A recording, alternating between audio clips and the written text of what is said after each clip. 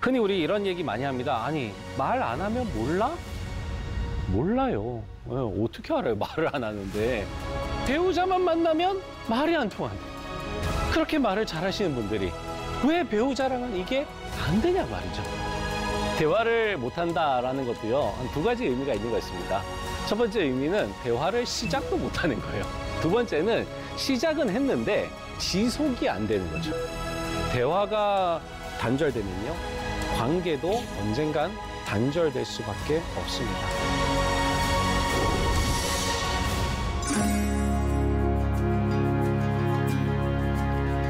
안녕하세요. 반갑습니다. 부부들의 행복을 위해 대화를 선물하는 알파코리아 대표 부동희입니다.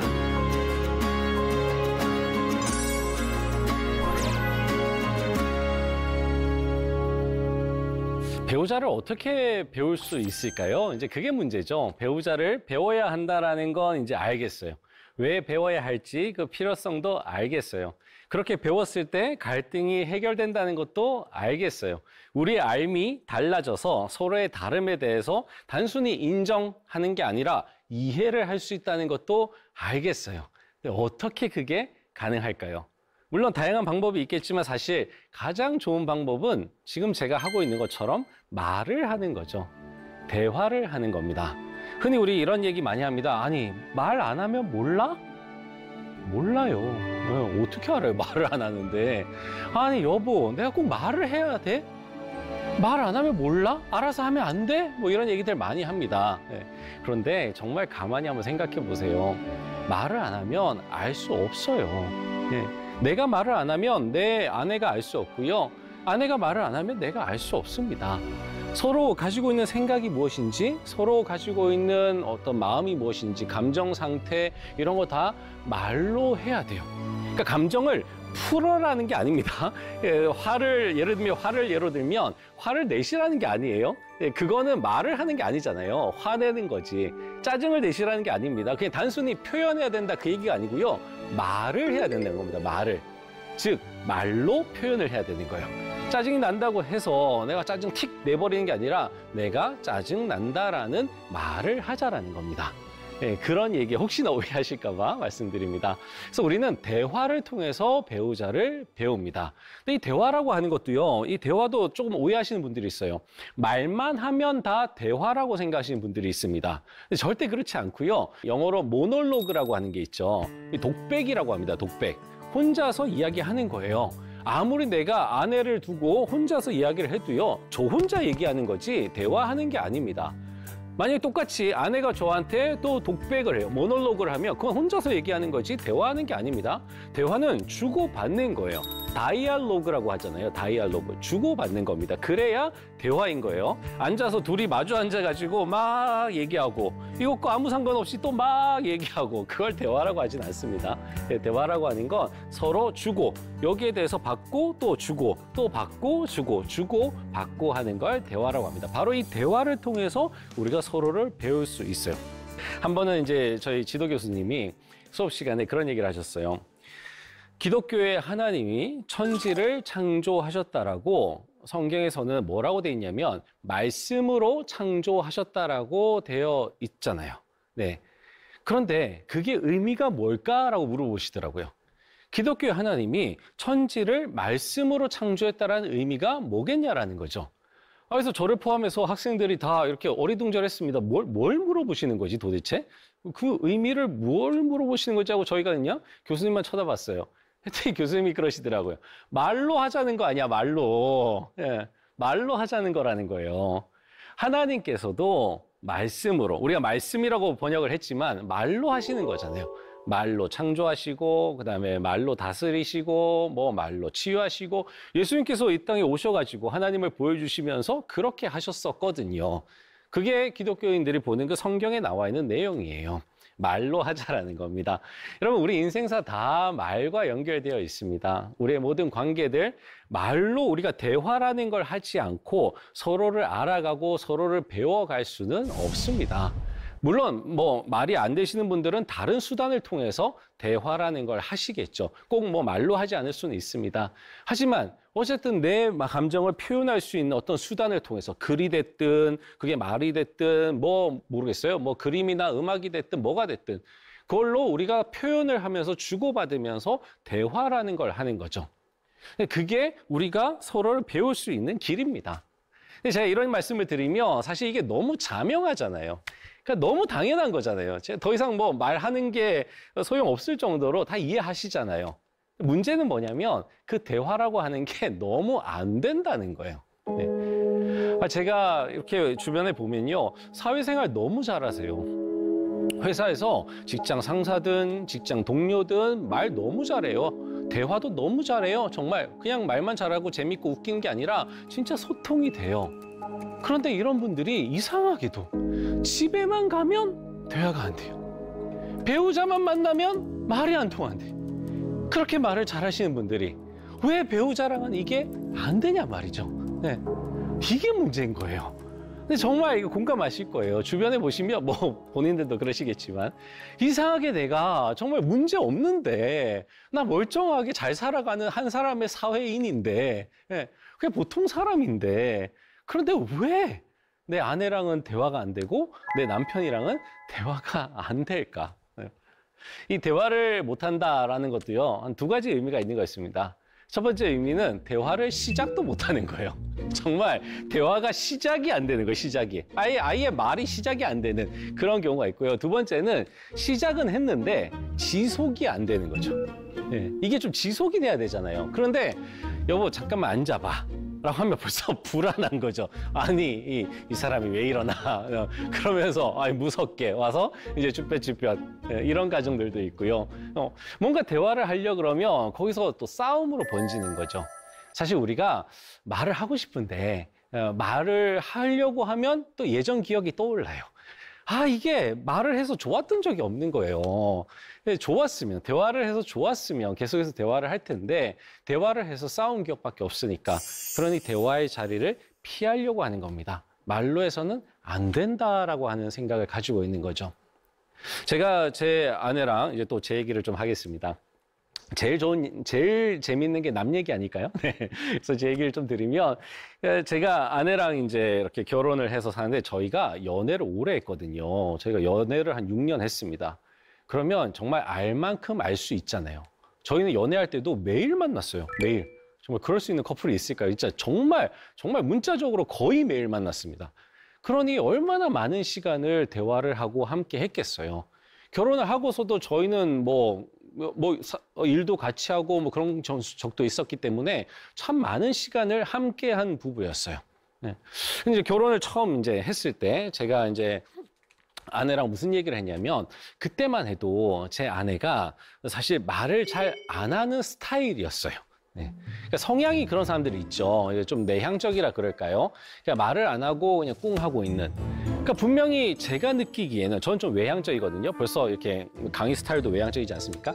저는 좀 외향적이라 말을 하는 걸 좋아해요. 네. 그런데 제 아내는 말을 하는 걸 별로 안 좋아하나 봐요. 말을 안 하는 거예요. 그럼 저는 어떠냐면 너무 답답해요. 정말 너무 답답해요. 그래서 미칠 것 같아요. 세상에서 제 아내가 말을 안 하는 게 제일 무서워요. 그런 사람이거든요. 그런데 다들 그렇듯이 신혼 초기에 좀 이제 다툼도 있고 하지 않습니까? 근데 말을 안 해버리는 거예요. 물론 연애 때도 그랬기 때문에 제가 그 성향을 알고 있었지만 그래도 연애 때는 뭔가 좀 틈이 있잖아요. 아무리 매일 보고 만나고 했어도 서로 각자의 집에 가서 각자 시간을 보낼 수 있는 뭔가 그런 틈이라도 좀 있잖아요. 근데 결혼을 하면 도망갈 데가 없어요. 그래서 뭔가 해결을 해야 되는 거예요. 그 얼굴을 계속 보고 있어야 되고 그 공간 안에 그 적막감이 흐르고 그 공포 분위기 공간 안에 내가 계속 있어야 되는 거예요. 그럼 뭔가 정리를 해야 되잖아요. 저는 정리를 하려면 말을 해야 되는데 저 아내가 말을 안 하니까 방법이 없는 거예요. 그래서 제가 애교도 부리고 하여튼 난리를 쳐가지고 좀 마음을 풀고 했지만 그게 그 다음에 똑같은 일로 또 다투게 되더라고요. 그러니까 해결이 된 게 아닌 거예요. 그래서 제가 아내한테 뭐라고 했냐면 대화를 하자. 대화를 하는데 자기가 무슨 얘기를 하든지 내가 다 들어줄게 그랬습니다. 다 들어줄게. 이제까지 어떤 삶의 경험을 했는지 모르겠지만 나한테 이야기를 하면, 대화를 하면 그러면 이거 풀릴 수 있어. 그런데 말을 안 해주면 내가 알 수가 없어. 그러니까 저는 대화가 시작도 안 되는 그게 너무 힘들었던 거죠. 그래서 일단 시작을 하자라고 하는 겁니다. 우리 대화 시작하자. 한번 해봐. 나한테 말 한번 해봐. 그러면 내가 진짜 그거 다 들어줄게 라고 이야기를 했어요. 그리고 또 한 가지 얘기했던 게 우리 서로 자존심 내세우지 말자. 밖에서도 우리 사실 자존심 얼마나 많이 다쳐요. 마치 사람들은 내 자존심을 뭉개기 위해서 태어나신 분들 같아요. 그렇게 많은 이제 힘든 일을 겪고 안에 들어와서 우리끼리 자존심 때문에 가뜩이나 또 동갑이잖아요. 그러니까 그렇게 우리끼리 나를 세우고 서로 위에 서려고 그러고 그러지 말자.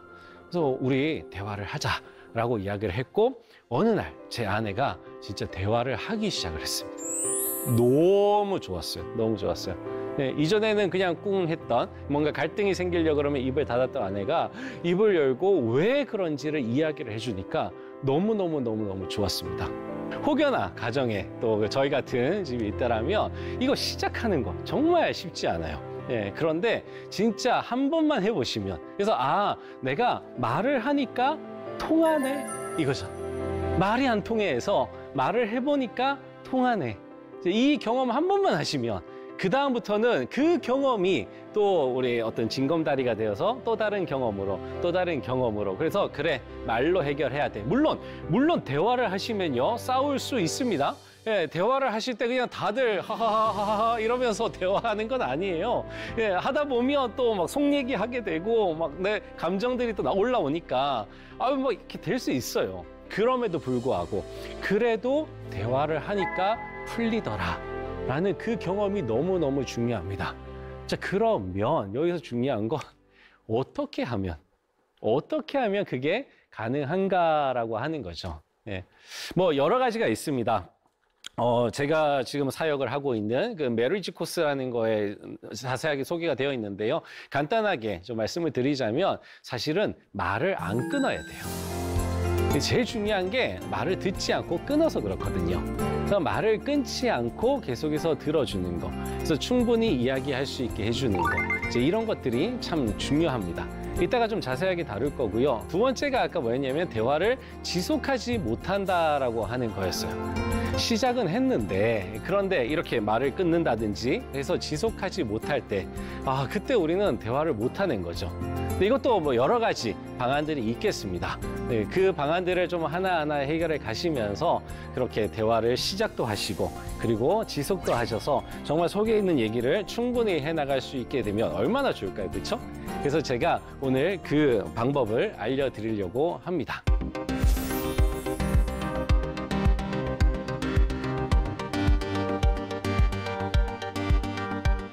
앞서 제가 제 아내 이야기를 했었잖아요. 제 아내 이야기에서 제가 조금만 더 덧붙여서 말씀드리고 싶은 게 있어요. 저희가 그렇게 해서 이제 대화를 해 나가게 됐는데 제가 곰곰이 생각을 해봤습니다. 그렇다면 왜 40이 되고도 4개월 정도가 지나서야 나는 알게 됐을까? 분명히 어제까지 막 웃다가 오늘 갑자기 안 웃은 게 아니거든요. 근데 왜 나는 몰랐을까?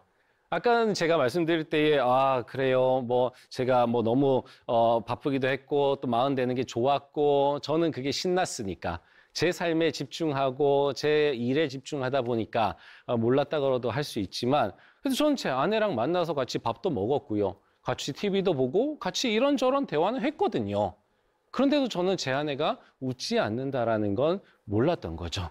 예. 그래서 제가 그걸 생각을 하면서 나는 왜 몰랐을까? 라고 이제 고민을 하면서 한 가지 생각한 게 있어요.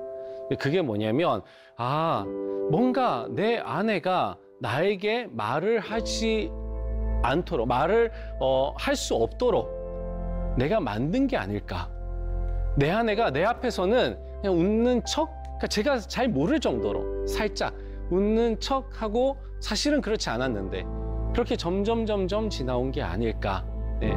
그래서 제 아내랑 이야기를 해봤어요. 해봤더니 역시나 그렇더라고요. 그러니까 제 아내가 막 이렇게 웃다가 안 웃은 건 아니지만 그러나 점점 그 웃음이 사라지고 있었고 저한테 그것을 막 내비치지는 않았던 거죠. 예전 같았으면 저랑 이렇게 관계가 있으니까요. 대화를 했을 거예요. 내 마음이 이렇다고 얘기했을 거예요. 지금 내 감정이 이렇다라고 얘기했을 겁니다. 내가 점점 그냥 우울하다고 이야기했을 거예요. 하지만 그러지 못한 거죠. 왜요? 제가 그걸 들을 준비가 안 돼 있었던 겁니다. 제가 들을 준비가 되어 있어야 그래야 제 아내가 이야기를 할 수 있는 거잖아요. 그러니까 사실은 말을 안 하는 것도 문제지만 더 큰 문제는 뭐냐면 들을 준비가 안 돼 있는 거예요. 그래서 말을 못하게 하는 거죠. 제 아내가 그러더라고요. 말을 할 수가 없었다고. 일단은 상황상 제가 너무 좋아하고 막 그러고 있으니까 거기다 대고 그냥 찬물 끼얹는 것 같아서 또 말을 못하겠고 또 제가 그러고 있는 제가 말을 해봤자 들릴 것 같지 않으니까 그래서 또 못하겠고 흔히 우리 그런 말 하잖아요. 차라리 그냥 벽에다 대고 말하지. 이제 그런 말도 하잖아요. 근데 그런 것 같은 거죠. 그래서 정말 중요한 거는요. 말을 하고 싶게 해주는 겁니다. 이게 정말 중요해요. 그래서 그런 것들에 대해서 좀 살펴볼 건데요. 이제 첫 번째 우리가 들여다봐야 될 게 뭐냐면 이 말하기 듣기입니다. 말하기 듣기. 여러분 이 말하기 듣기 언제 우리가 처음 그 단어를 들었는지 아시죠? 초등학교 때예요. 초등학교 때. 초등학교 때 우리는 말하기 듣기라고 하는 교과 과정이 있었습니다. 예, 저희 때는 교과서가 있었어요. 제목이 말하기 듣기였어요. 그런데 우리는 그때 이후로 자연스럽게 그냥 배우는 거지라는 생각에 제대로 된 말하기 듣기를 배우지를 않았습니다. 예.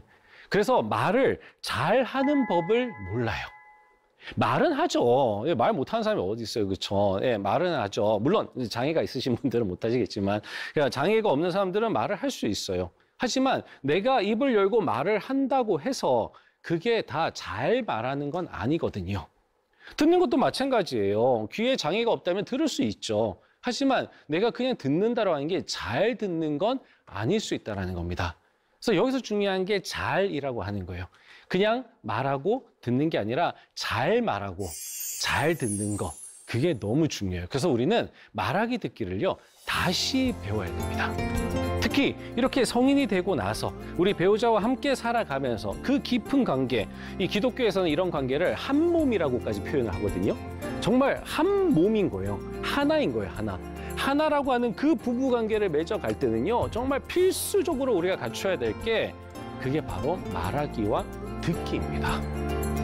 제가 아는 지인들한테 그래요. 혼수가 중요한 게 아니고요. 결혼 생활을 어떻게 해나갈 건지 그게 중요하다. 예식이 중요한 게 아니라 결혼 생활을 어떻게 할 건지가 중요하다. 우리는 결혼을 하고 부부가 되면서 사실은 어떤 집에 살아야 되나, 가구는 무엇을 드려야 되나, 결혼 예식은 어떻게 해야 되나, 그거에 모든 게 다 초점이 맞춰져 있어요. 근데 사실은 그게 아니라 결혼 생활, 부부로서의 생활을 준비해야 되는 거잖아요. 그게 진짜 결혼을 준비하는 거잖아요. 그래서 그걸 준비해야 되는데 그거 딴 거 없어요. 말하기와 듣기. 그게 바로 준비하는 겁니다. 내가 내 아내의, 내 남편의 말을 얼마나 잘 들을 준비가 되어 있는가. 이건 단순히 스킬을 배우자라고 하는 게 아닙니다. 스킬보다 앞서서 태도예요, 태도. 내가 내 아내를 어떻게 생각하는가, 내가 내 남편을 어떻게 생각하는가, 거기서부터 출발을 하는 거거든요.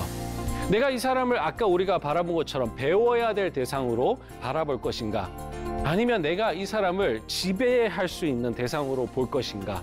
네. 이런 것들 다 다르잖아요. 거기서부터 내 말이 달라질 겁니다. 그 삶의 자세, 내 아내와 남편을, 내 배우자를 바라보는 그 삶의 자세, 태도, 가치관, 그것부터 준비해야 되는 거죠. 그렇게 준비하고 서로 존중할 준비가 된 상태에서 이제 스킬도 중요합니다.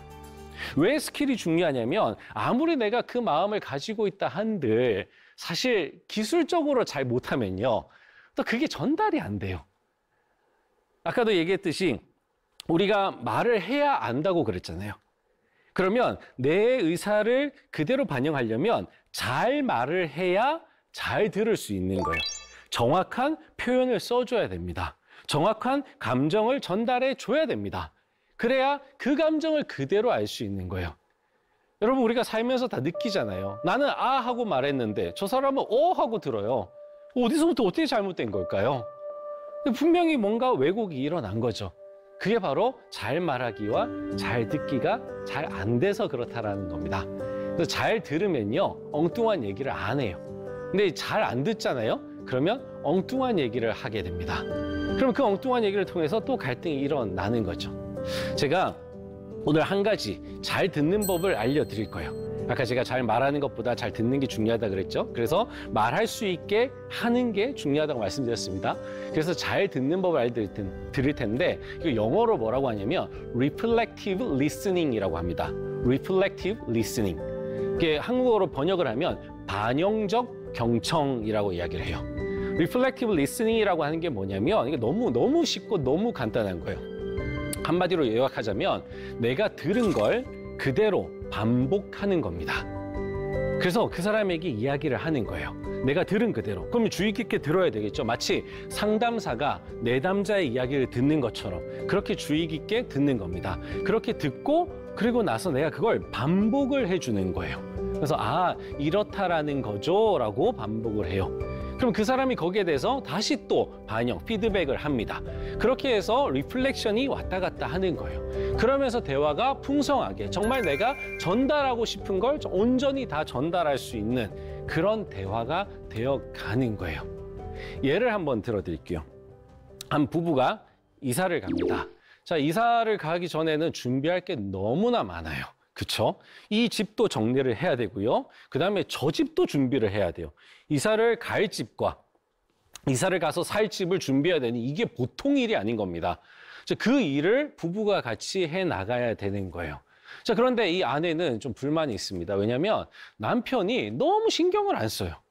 물론 일이 바쁘긴 하겠지만 그래도 자기 집만 해도 산더미예요. 근데 그거 어떻게 정리할지. 가구는 이 가구가 그 집에 똑같이 맞는 게 아니잖아요. 똑같은 평수에 똑같은 구조에 들어가는 게 아닙니다. 그러면 잘 정리를 해야 되는데 이렇게 할까 저렇게 할까 혼자서만 고민이에요. 남편한테 얘기하면 다 잘 될 거야, 잘 될 거야 그 얘기만 하는 거예요. 자기가 그렇게 하니까 잘 될 거야, 잘 될 거야. 걱정하지 마, 걱정하지 마. 그냥 하면 돼. 그냥 가면 돼. 뭘 이사를 신경 써. 그냥 가면 돼. 이렇게만 얘기를 하니까. 그러니까 아내 입장에서는 너무 답답한 거죠. 아니, 계획을 세워야지. 이 가구를 가져갈지 아니면 새로운 가구를 살지 계획을 세워. 이 옷을 버릴지 말지 책들은 다 어떡할 거야. 이 책을 버릴지 가져갈지 계획을 세워야지. 그날도 당일날 어떡할 거야. 이삿짐 센터 어디에 부르고 어떻게 하고 계획을 세워야 될 게 산더미인데 남편이랑은 대화가 안 되는 거죠. 그럴 때 이 아내와 남편이 만약에 반영적 경청을 한다라면 아내가 이 이야기를 이렇게 할 겁니다. 둘이 앉아서 남편에게 이야기를 하는 거죠. 여보, 나는 이 이사가 너무 걱정돼. 우리가 똑같은 평수로 가는 것도 아니고 정리할 게 많거든? 내가 생각할 때는 이것도 정리해야 되고 저것도 정리해야 되고 해서 나는 좀 골치가 아파. 그런데 당신이 내 이야기를 진지하게 들어주지 않고 나와 함께 계획해주지 않고 자꾸만 잘 될 거라고만 하니까 나는 너무 답답하기도 하고 더 걱정돼. 그렇게 이야기를 하는 거예요. 그러면 남편이 그걸 다 듣고 있다가 뭐라고 얘기하냐면 그러니까 당신은 지금 너무 이사가 걱정되고 정리할 것도 많고 함께 이걸 전략을 세우고 해야 되는데 내가 함께 도와주지 않고 참여하지 않고 그냥 다 잘 될 거라고만 해서 그래서 더 걱정되고 더 불안하고 답답하다는 거지 라고 이렇게 이야기를 한 겁니다. 이게 반영, 리플렉션이라고 하는 거예요. 그렇게 반영을 하면 이 아내가 이제 내 남편이 내 이야기를 잘 알아들었다는 걸 알게 되는 거죠. 그러면 안도가 됩니다. 그러면서 맞아요. 내 말이 바로 그거라고. 그때 남편이 이렇게 물어보는 거죠. 그럼 내가 어떻게 했으면 좋겠어? 라고 물어봅니다. 그러면 아내가 그러니까 내가 얘기했던 것처럼 나랑 같이 좀 계획을 짜줘.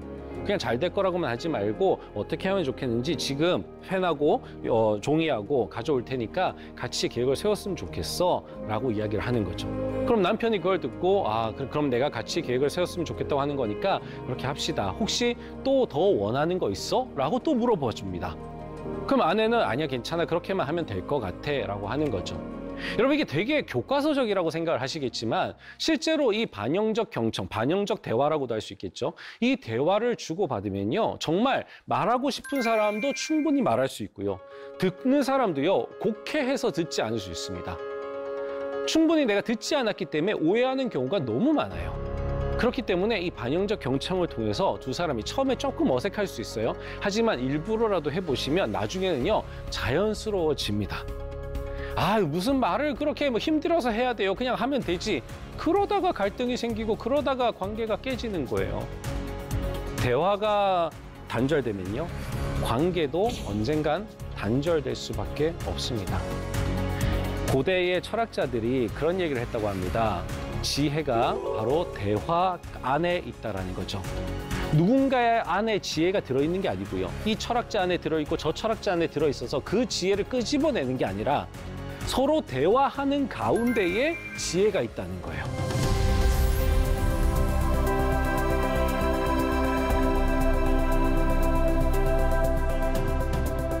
이 대화를 통해서 삶의 지혜를 얻고 대화를 통해서 서로 배워가면서 아까 말씀드렸던 그 모험의 여정, 그 험난한 여정, 결혼 생활이라고 하는 그 여정에 정말 행복한 가정을 지켜가시는 여러분 되시기를 바랍니다.